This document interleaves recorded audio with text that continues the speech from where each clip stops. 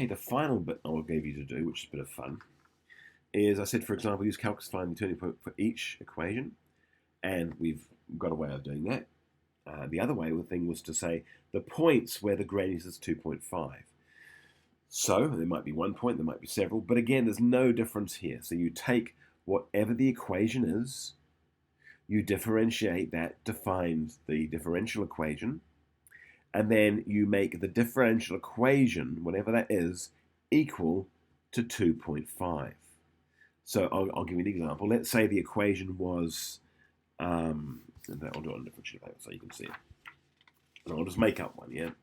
So let's imagine you had an equation that said y equals 2x to the 2 minus x to the 3x plus 4. Let's say that was your equation, and I don't think that's a very good looking equation. That probably wouldn't work, but let's differentiate it. So dy dx is equal to 4x minus 3. Now we've got a differential equation here. All we're going to do is make that equal to 2.5. So we're going to say 2.5 is equal to 4x minus 3. And the question is, what's the x value when the gradient is 2.5? Well, let's do that now. So I'm going to add 3 to both sides. Here we go. So I've got 5.5 is equal to 4x. So to find x, I'll just write the other way around. 4x is equal to 5.5. And I just want to divide both sides by 4 to get rid of the coefficient. So x is equal to, and 5.5 divided by 4, I'll just do that on this thing here. So 5.5 divided by 4 is going to be 1.375.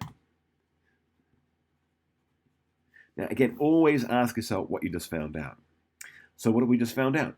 We found for the equation, blah, when we find the gradient function of that equation, which happens to be also blah, and we want to find out the gradient, sorry, not the gradient, we're not finding the gradient, we're finding the point where the gradient is 2.5. So what's that point? What's that x value? So I go ahead, use a bit of algebra here, and I find the point where the gradient's 2.5 is x is equal to 1.375. Now the y value, what's the y value going to be? Well, the y value, and I can just do this now for you, we're going to say y is equal to 2x squared minus 3x plus 4, and we're going to plonk that value smack straight into for the x's there, and we're going to come up with a y equals blah, and now you've got a coordinate.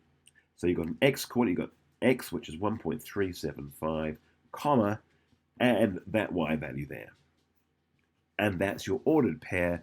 They're your coordinates where the gradient for this equation here is 2.5. And that's what we've just found.